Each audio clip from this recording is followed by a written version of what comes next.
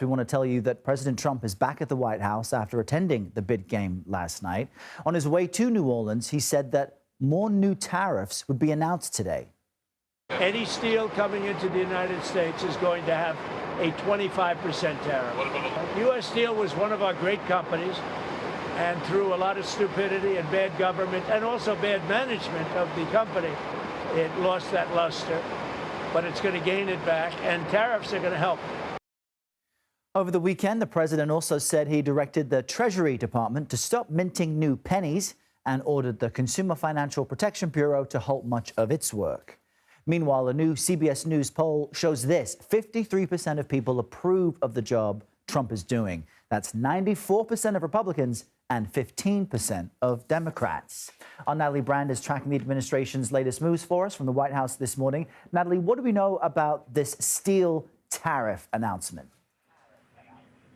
Good morning, Errol. Well, we're expecting to get more details at some point today. The president spoke to reporters on Air Force One while traveling to the Super Bowl. And as you heard him, he said there would be 25% tariffs on all foreign steel and aluminum imported into the United States. He also talked about reciprocal tariffs that he said would be announced later this week on countries that have put their own duties on U.S. goods. But again, we don't have a lot of details at this point. The president asked again about this when returning to the White House late last night and said that there would be a meeting today. But we do know, according to data, that tariffs on these foreign metals could impact some of our largest trading partners. Data shows Canada was the biggest supplier of steel into the United States last year, followed by Brazil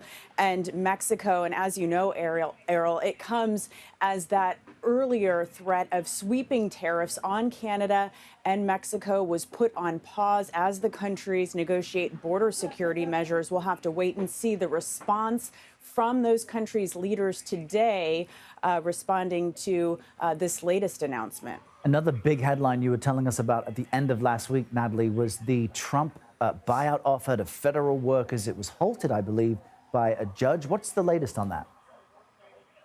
Yeah, a judge in Boston, and that's where it will be back in court this afternoon. There's a big hearing where Judge O'Toole will further consider the arguments on both sides.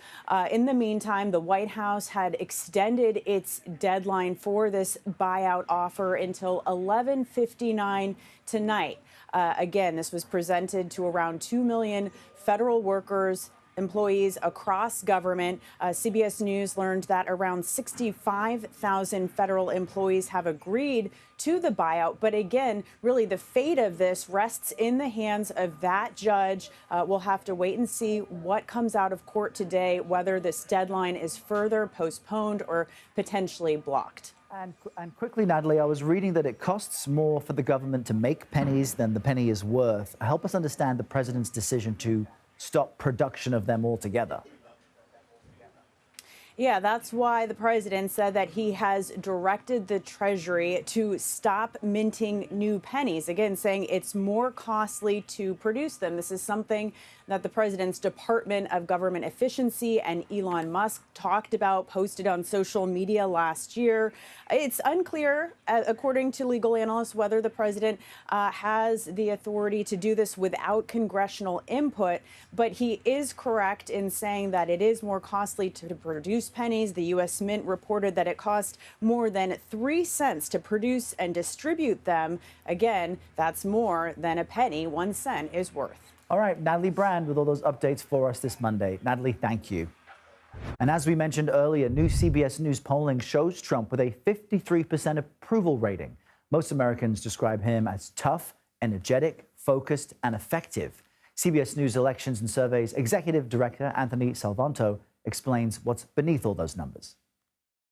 It's our first CBS News poll of Donald Trump's second term, and he starts off on a positive note. So I'll show you that he gets 53% approval from Americans, and that is better than he ever got in our polling in his first term. One very simple reason why. People say that he is doing what he said he'd do. So look at that, 70% saying he's doing now what he promised in the campaign. For his supporters especially, they say he's doing even more than they expected, and they like what they see. Here's another thing that echoes back to the campaign, and that is descriptors of Donald Trump. In the campaign, they described him this way: they still do, tough, energetic, focused, all get big majorities. So that's one thing that carries over as people are starting to get an early sense of the style of governance. Now, let's turn to the policies for a second. Look at some of the ones that we knew were popular from the campaign, such as his program to deport immigrants who are in the U.S. illegally. That finds majority approval. And then I'll bring up this other slide that'll show you sending troops to the U.S.-Mexico border also gets majority approval. Not everything is in a similar vein, though. So, for example, when he last week floated the idea of the U.S. trying to take over Gaza, that is not widely seen as a good idea, though a lot of his supporters say that was more of a negotiating tactic. And I've got to take a look at tariffs. These are not popular, with the exception of China. On U.S. allies here, Mexico, Europe, Canada, all get majority opposition. Why? Because people tell us they think that it will raise prices. And in that vein, here's where we see a larger gap between expectations and what's being delivered so far in the public mind.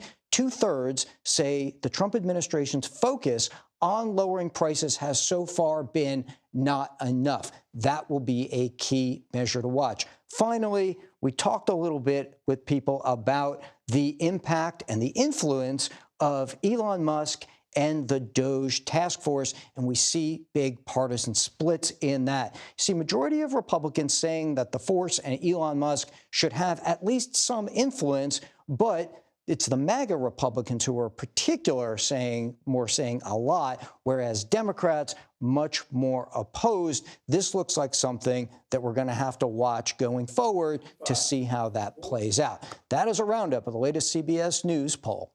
All right, Anthony, very interesting. Thank you for that.